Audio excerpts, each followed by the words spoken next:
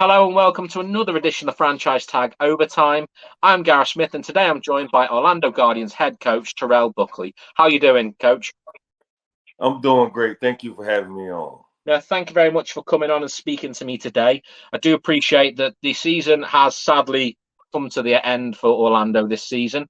But how did you find your first season as a head coach in the XFL? Well, it was a learning experience.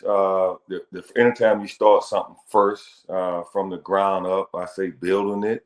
Uh, at this time last year, we had no coaches, we had no players. Then we went into the season with no mini camps. Yeah. So all the players that we saw came in January, and it showed for us. We got off to a horrendous start with turnovers, with penalties. This organization, and after 4 weeks, we kind of overhauled the roster, and we started to play better. We finished the season with 6 games that we lost by a total of 18 points. So we showed dramatic improvement, but not enough to be in the playoff, not enough to get enough wins. But I think the arrow is pointing up in the right direction. Very much so, and it was very positive to watch the second half, particularly of the season for the Guardians, and you saw some really good play. And so what do you think the biggest contributing factor was to the improvement in discipline, particularly? Because early on in the season, you were plagued by it. Like the number of penalties per game was just hurting you every drive. How did you clean that up? Well, we went back to the basic. We overhauled the roster a little bit. We made 25 some transactions, and we concentrated on what's the meaning of football. I tell the guy, why are we here? Let's understand the game of football. It is blocking, tackling, no pre-snap penalties. Add a little bit of punishment if a guy jumped off sides or he had a false start. Make him run a lap. Yeah. So adding some of that in there, not just preaching discipline, but showing it, physically getting it done. And I think the focus, the coaching got better, the players got better, and we started to make a few more plays. One thing we didn't do, obviously, was finish. We was in a lot of ball games at the end. 7 minutes left, 4 minutes left, 3 minutes left, and we couldn't finish. That's going to be one of the focus of this upcoming season, finishing. And you mentioned finishing because the one game which you did win is probably the game that nobody thought you would win. Versus DC Defenders, who no one else beat them all season. Yes. What was it about that game that had that team so locked in? Because bearing in mind that a lot of that fourth quarter, there was very tight defensive stands and stuff like that. What was it about that game that locked the guys all in and got that win over the line? Well, you said it. It showed it. We sustained our focus, we sustained our discipline, and we made plays when it counted. Yeah. The other game, we did not make the plays when it counted. That's one of those things that's pretty amazing.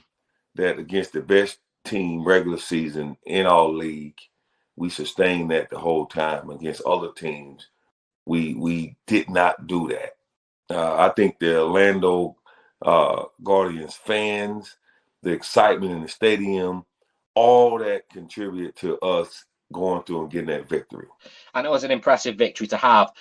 If the coach of Seattle called you up and asked for pointers on that game, what do you think you would say to him as like the keys to beat DC? As you're the only one who could say they've done that. Keep attacking, and Coach has them do that anyway. Just you cannot let up because they are a potent team. They can strike at any minute, make a big play, offensively or defensively, and they have a pretty solid special team. So you cannot let up off the gas. You have to keep going. When I say 60 minutes, your mindset should be 62 minutes if you have to go to overtime. Just keep fighting, stay focused, and don't give up. Don't let up off the pedal. And obviously the Guardians themselves, this off-season has now officially started for you. Yes. And obviously we don't know what players are going to be brought up to NFL training camps at this point in time. But based on the roster you have right now, what do you think the biggest area of development you will need, positionally, potentially? 1 and 9, I would say every position we have to improve at, right? We have to get more playmakers on offense. We have to get bigger on the offensive line and move. I mean, against Seattle, one of them games, if we get that 4th and inches, then that could be a different story. Yeah. Defensively, kind of the same. We have to get bigger on the defensive line. We have to get pass rushers. We could not rush the passer this year. In the back end, we have to get some playmakers to make plays on the ball. So there are a lot of areas that we have to get better at. And coaches, we have to get become better coaches and understanding what we have and taking advantage of it, what we don't have, and creating great game plans. So there will be a lot of changes throughout the organization. One player this season that I think particularly has shone is a Super Bowl winner like yourself, Cody Latimer, who made that transition from wide receiver to tight end. At points this season, he looked undefendable, and he looked an absolute revelation this year. Yeah. How would you rate his transition from a wide receiver to a tight end this year? Grade A, and people don't realize that is a tough transition. Yeah. To go from wide receiver where you rarely blocking, you just running down the field, to now gaining weight to be able to line up and then block tight end sometimes, and then splitting back outside and be able to do what you did before. That's mental fatigue and physically fatigue that he got over. Mm-hmm. And I'm very, very proud of him and his efforts and what he accomplished this year. And I'll be honest, I was truly honoured to speak to him early on in the season as well. You have other characters like Eli Rogers as well, who, again, I really enjoyed chatting to him. He was an absolute live wire, such a good conversation. So the XFL obviously has been a very good ground for young players as well to prove themselves, potentially getting that game footage that that some players desperately needed to show NFL sides that they have the ability. Is there any of the young talent from your team that you think potentially you could see make that NFL roster this season? Oh man, we Devin Darrington, running back, did a great job. Both from John Martin. We have a center, Jalen Spivey, that started the last two games that could get opportunity. On the defensive side, he's not young. We have a linebacker that could give a shot, but for the most part, it will be on the offensive side. Jordan Thomas, who came to us late, number 81. So we have a couple guys that I think deserve at least a look, invite, just to see what they can do.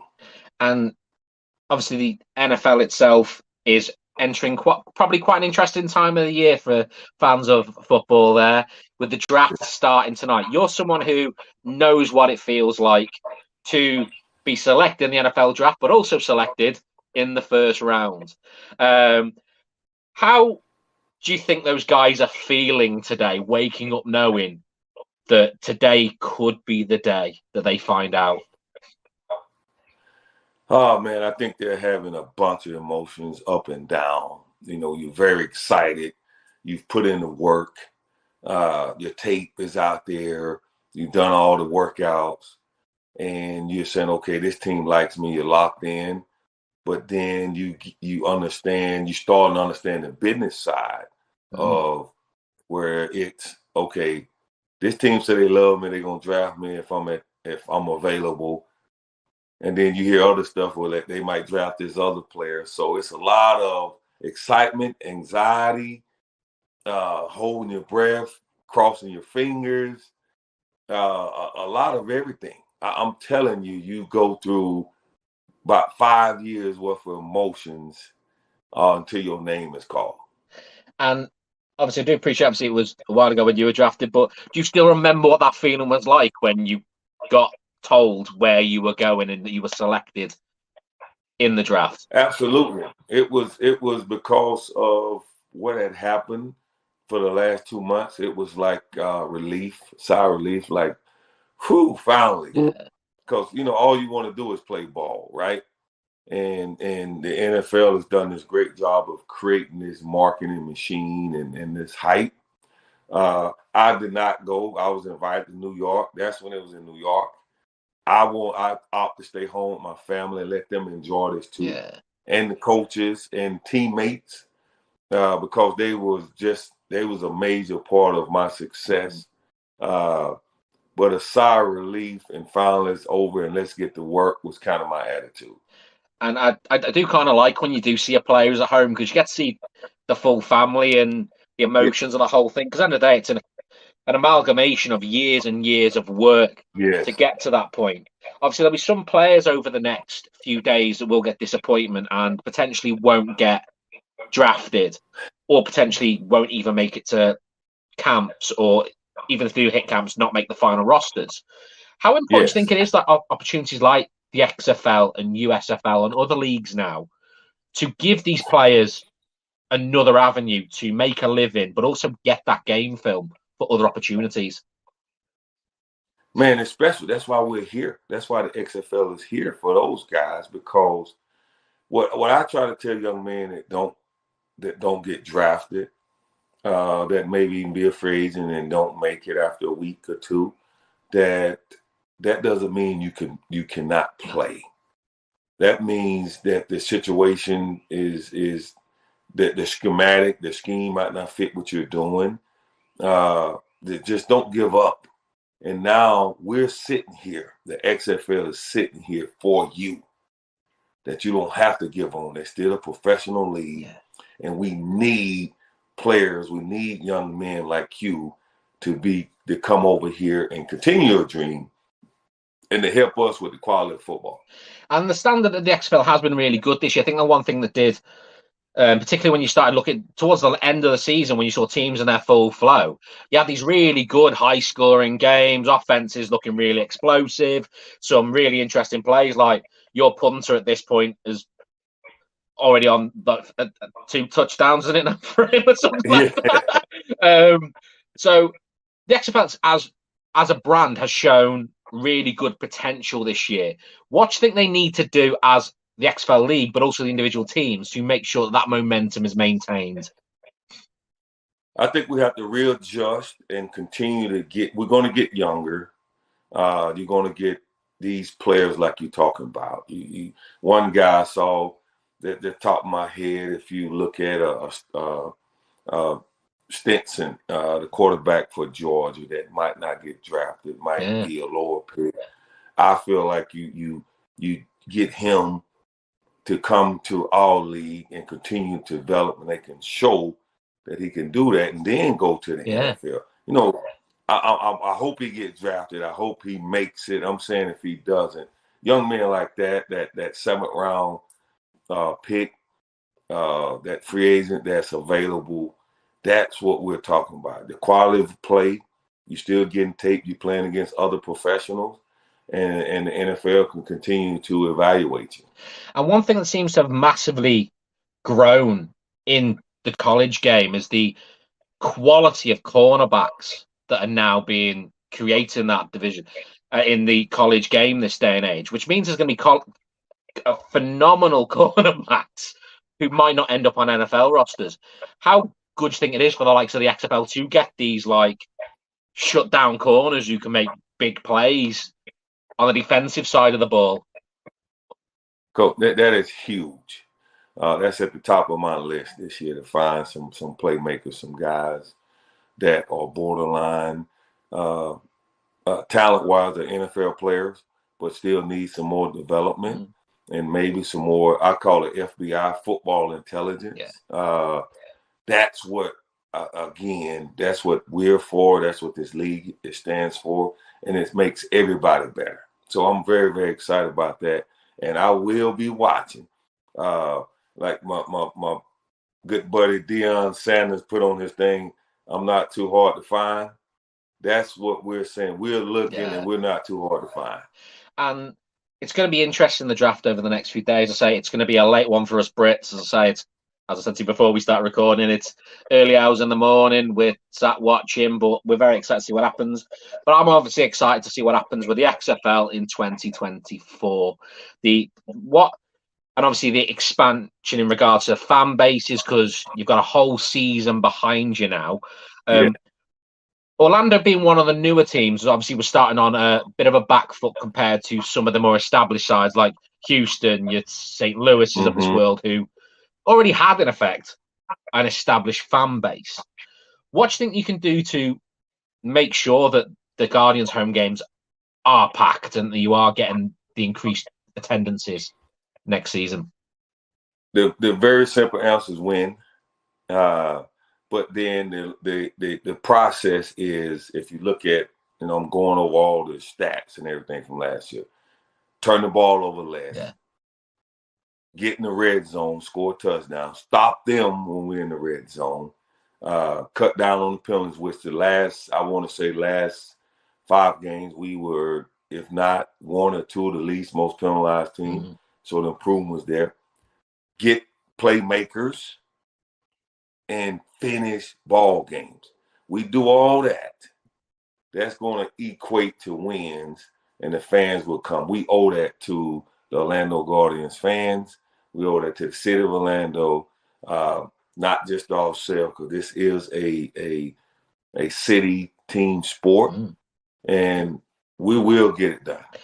And Orlando itself, I think, I've said to a few players throughout the course of the season, has a massive advantage compared to some of the other cities. I think only Vegas probably is the only one where it is ridiculously easy for us internationals to get into.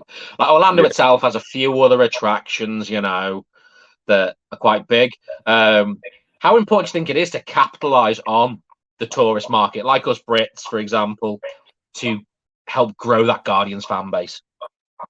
Oh, it's huge. It's huge because, like you just said, I'm doing an interview with you. You love it. You know all the players. You're excited about it. We want to do our part to make sure you enjoy the experience, that you keep coming. And that's going to be our goal this year, just like I'm doing this with you. Win ball games. Make sure the fan experience, especially for international fans, is second to none. So you can take it word of mouth back to UK and tell them how much fun you had and how we loved you and how we treated you. So that's our job. And it's something, obviously, I'm hoping next season. I sadly didn't get to come to a game this year. Next year, I'm desperate to get myself out there to get to a game. I'll be there when I get to a game. I'll be representing, wearing a Guardians jersey. I do promise that at that point. They need to hurry up and get the international shipping sorted because it's not available yet, which I keep saying to them they need to sort, just from a selfish point of view.